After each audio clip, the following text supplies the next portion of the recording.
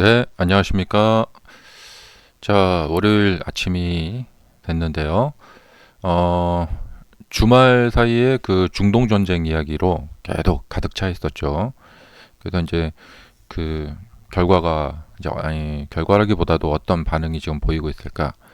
먼저 나스닥 선물 지수를 좀 봐야겠는데요. 중동 전쟁이 일어나면은 주가 그러니까 주식 시장은 하락을 한다. 뭐 그런 좀 우려가 있잖아요. 예. 근데 이번은 조금 양상이 좀 다른 것 같죠? 예. 그래서 제가 저번 주에 그 영상 올리면서 사람들이 가자지구 전쟁을 한번 겪어봤기 때문에 그 경험치가 좀 도움이 될 것이다. 그래서 이번에는 이 중동 전쟁이 좀 신선도가 좀 떨어진다. 신선도가 올라가려면 새로운 국면이 열려야 된다는 것이죠. 예. 일단은 국경을 맞대고 있지 않는 국가들이고, 예. 그렇기 때문에 뭔가 쇼킹한, 와, 정말 큰일 나겠다 하는 뭐 어떤 새로운 국면, 그런 것이 좀 열려야 되겠다. 예. 하지만 이제 그런 국면이 아직은 열릴지 않을지 모르겠죠. 한마디로 뭐 핵을 쏘는 거죠. 예. 그럼 진짜 이제 쇼킹하죠. 예.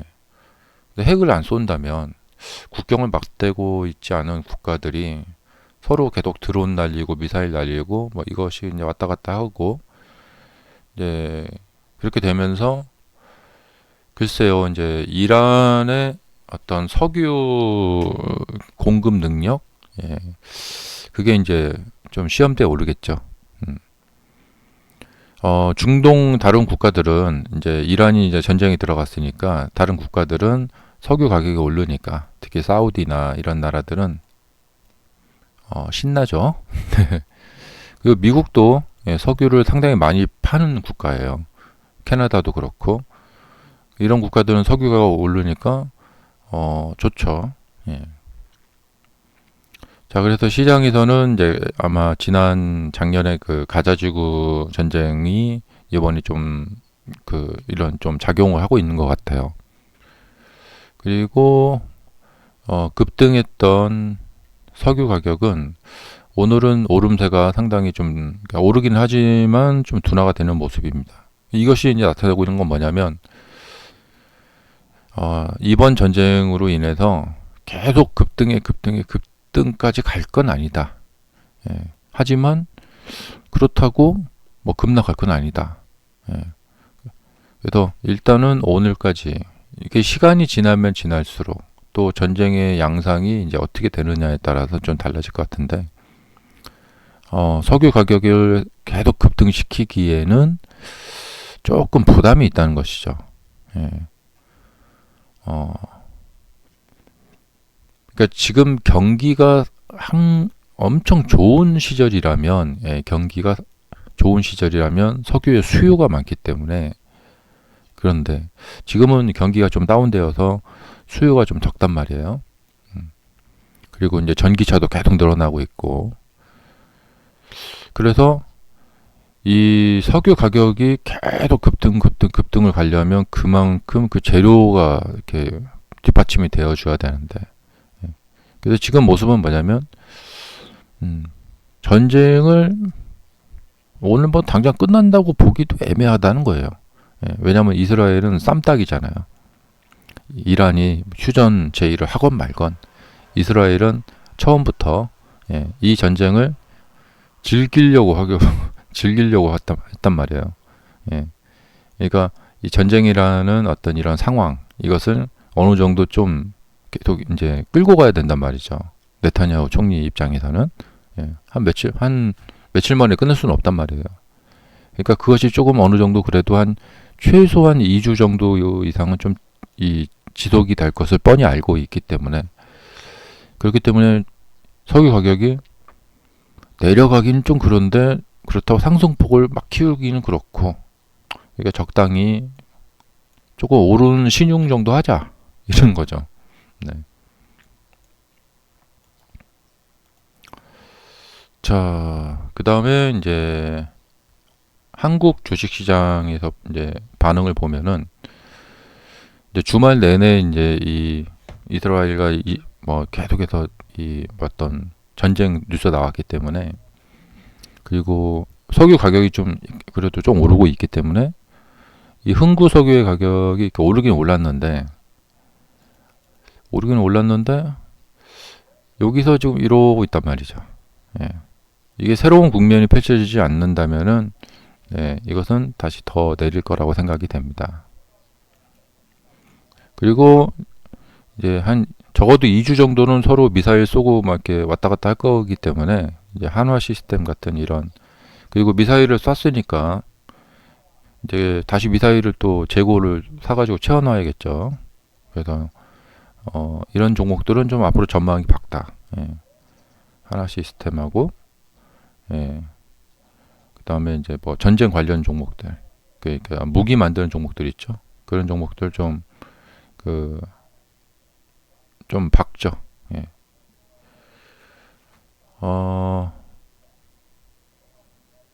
자, 그리고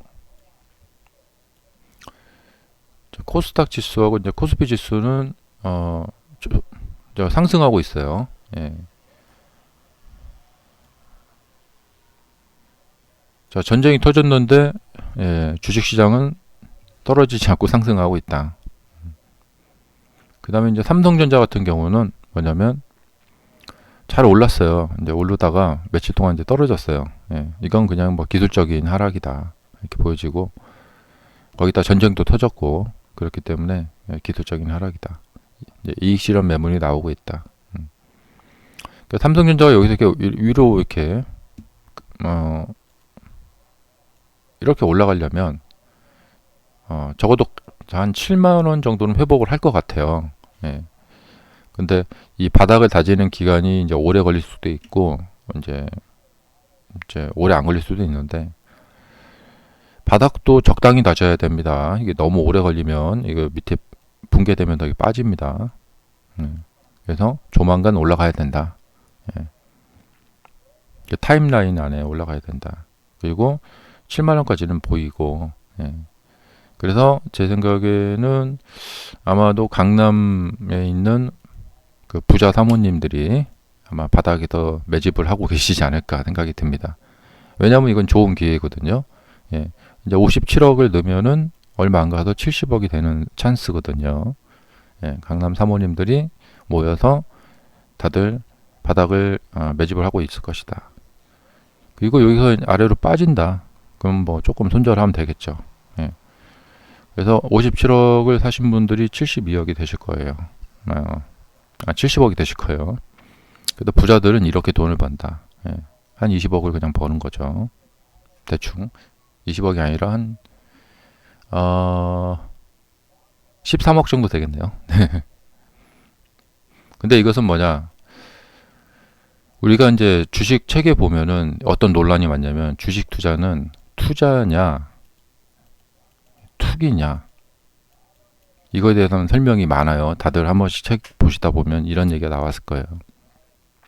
제 생각은 뭐냐, 이 투자라는 것은 오를 줄 알고 미리 알고 그걸 그냥 사는 거예요. 그걸 산다. 하지만 일말의 리스크는 있죠. 예. 뭐 핵전쟁 내갖고 지구가 종말을 맞이한다. 그러면 주식시장 끝이겠죠. 투기는 뭐냐? 여기서 사면은 오를 것 같기도 하고, 내릴 것 같기도 하고, 뭐 여기 이렇게 저항선 돌파하는 거 보니까 더 올라갈 것 같, 그러니까 저항선 돌파해서 이게 더 올라갈 것 같다. 라는 생각을 가지고 사는 경우, 그게 투기입니다. 저항선 돌파했어. 이런 거 보면서 사서 이렇게 한다. 이거는 투기입니다. 예. 왜냐? 그동안 한 100번을 매매했는데 그 중에서 90한 5번? 이 정도를 이런 저항선 돌파를, 이런 기법을 통해서 매매를 했는데 수익을 얻으셨다. 그러면 투자입니다. 왜냐? 검증된 방법이기 때문에. 예. 왜냐면 오를지 안 오를지도 모르는 것을 사는 건 아니기 때문에 그렇죠. 예. 근데 네. 이제 자신의 어떤 그동안의 매매 경험과 자신의 어떤 확신, 그런 걸 가지고, 그 다음에 어떤 이제 객관적인 그런 걸 가지고 오를 것을 알고 그냥 그걸 산다. 이것은 투자이고, 오르겠지 하고 사는 것은, 떨어지면 어떡하지? 그땐 손절해야 되나? 막 이런 것은 투기입니다. 그러면 나는 지금 투자를 하고 있는가, 투기를 하고 있는가? 역시 투기 단계이신 분들은 운 좋게 돈을 벌 수도 있고, 당분간, 지속은 안 됩니다. 투자를 하시는 분들은 지속적으로 돈을 벌 수가 있습니다. 그러니까 여기는 이제 여러분들이 선택을 하셔야 됩니다. 내가 지금 나는 투기를 하고 있는가, 투자를 하고 있는가를 인식하고 투기를 하고 있다면, 매매하는 금액을 극도로 줄이셔야 됩니다. 그냥 경험을 쌓는다 생각하고 주식시장을 내가 느껴본다 그렇게. 근데 이런 상황을 그냥 건너뛴다. 그 이후에는 그냥 운입니다. 그래서 그분의 운. 뭐 그런 말도 있잖아요. 뭐 10년 전에 어떤 분이 테슬라 주식을 샀는데 그 이후에 이제 감옥에 가가지고 감옥에 갔다가 나왔더니 부자가 되어 있더라. 뭐 이런 운. 자, 그렇고요. 하지만 제가 주식시장에서 24년간 만나본 분들, 제가 수많은 분들을 강의하고 만나본 분들 중에서 공통적으로 굉장히 많은 분들이 이제 공통점이 뭐냐면 이런 것을 다 알고 있음에도 불구하고 매매를 멈출 수가 없어요. 왜냐하면 완전히 매매에 중독되신 분들이 너무 많습니다. 그렇다면 어차피 이 중독에서 벗어날 수 없다면 공부라도 열심히 해가지고 대다수 망하는 분들이 이렇게 있는데 거기에서 빠져나와서 계속 주식 매매를 할 수밖에 없는 중독 상태라면은 차라리 공부라도 정말 열심히 해서 소수의 성공자가 되자. 정말 요 밑에 엄청나게 많은 분들이 고생을 하고 계십니다. 소수의 성공자가 되자. 그리고 주식 매매 하셨다가 그만두셨다는 분들이 있어요. 자신이 어떤 그 되게 막 의지가 강해서 막 담배도 끊고 술도 끊고 마약도 끊고 막 그런 굉장한 의지를 보이는 그런 의지를 가지고 주식을 하다가 그만두셨다. 이런 분들은 소수입니다. 이것이 이제 언론의 뉴스의 문제죠. 사실은 뭐냐? 주식을 그만두신 분들은 사실은 뭐냐면 자신의 의지가 아니라 주식 투자에 돈이 없어지거나 사정이 좀 안 좋아져서 의지에 상관없이 뭔가에 떠밀려서 할 수 없이 주식을 투자를 그만두신 분들이 대다수예요. 이거를 되게 이렇게 사람들이 그러니까 낮게 평가하는 경향이 있어요. 영어로 말하면 이제 underestimate. 이 중독 증세에 대해서. 근데 정말 조심해야 됩니다. 나는 매매 중독의 어떤 증세를 보이는가? 조심해야 됩니다.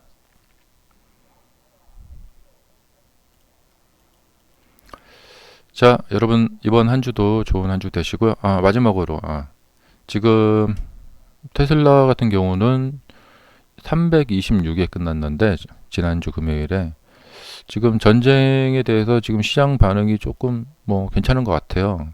그래서 지금 주간 거래장에서 보면은 330 정도, 330.53 정도로 약간 올라서 거래가 되고 있습니다. 그래서 오늘 저녁에 지금 나스닥도 플러스 상태이고, 나스닥도 지금 저기 마이너스 상태가 아니고 플러스 상태이고, 그래서 오늘 저녁에 조금 상승장 조금 기대해 볼 만합니다. 지금 이 패턴에서 이렇게 상승을 해주게 되면, 그러니까 중요한 어떤 기로점에 놓이게 되는데요. 여기가 바로 중요한 지점입니다. 예. 그리고 제가 가끔 이렇게 그어드리죠. 이거 한번 좀 그어드리자면, 이 추세의 어떤 새로운 이렇게 뭐랄까, 새로운 이렇게 장 1막 2막 이런 게 있거든요. 그러니까 추세가 이제 계속 연결되는 게 아니라 이제 1막 2막이 있는데, 자, 뭐 대충 뭐 한 이 정도까지 이제 한번 딱 추세가 있었고, 그다음에 이렇게 내려왔고, 그다음에 이제 여기서부터 이렇게까지, 여기까지 끝이에요. 그 다음에 이거를 돌파를 하게 되면 그때부터 이제 추세는 또 새로운 장이 열리게 됩니다. 그러니까 지금 여기서 이렇게 어떻게 좀 해보려고 좀 하고 있어요. 그렇기 때문에 이렇게 이 추세를 여기까지 연장해서 보다가 추세 분석에 실패하는 경우가 있어요. 오류가 생기는 경우가 있어요. 여기서부터는 또 새로운, 전 추세는 참고를 하긴 하는데 여기서부터는 또 새로운 추세를 그려나가야 된다. 그래서 추세가 이제 시작이 된다. 약간 더 힌트를 드리자면, 어떤 바닥에서 주가가 이렇게 빠져나오는 경우가 있어요. 근데 우리가 이제 이렇게 평면적으로 생각을 해보자면, 이게 주식시장을 그냥 2D다. 평면적으로 생각해 보자면, 이게 가격이 많이 내려왔기 때문에 바닥에서 이렇게 빠져나오네. 그러면 만약에 뭐 여기서 이렇게 상승할 때는 저기가 바닥이었고 여기는 가격이 올라왔으니까 별로 이제 바닥이라는 느낌이 별로 없잖아요. 그래서 바닥을 찍고 여기서 상승하고 있다라는 느낌이 여기는 강한데 여기는 느낌이 좀 약해요. 이거에 대한 오류가 생기는 겁니다. 그러니까 즉 뭐냐면, 이제 여기도 바닥이긴 하지만, 이런 데도 바닥이긴 하지만, 이거에 비해서 이 바닥을 찍고 이렇게 올라가고 있는 거에 대해서 이거를 굉장히 언더 에스티메이트, 그러니까 낮게 평가하는 경향이 있다는 거예요. 그래서 거기에서 이제 실수를 하는 경우가 많다는 것이죠. 이 바닥도 중요하긴 하지만 지금 이렇게 올라가는 이 모습도 이게 저 바닥 못지않게 중요하게 좀 이렇게 평가를 해줄 만한 그런 모습이다. 그러니까 3D로 추세 분석을 해줘야 된다는 것이에요. 근데 보통 이제 추세 분석을 할 때 그냥 뭐 이런 어떤 그런 걸 이제 없이 그냥 쭉 이어서 이렇게 보거나 좀 너무 이제 단순화 시켜서 추세 분석을 하는 경향이 있는데, 추세 분석은 좀 더 이제 깊이 있는 공부가 필요합니다. 그래서 그냥 추세 분석을 했다가는 그 추세 분석에 오류에 당할 수가 있다. 감사합니다.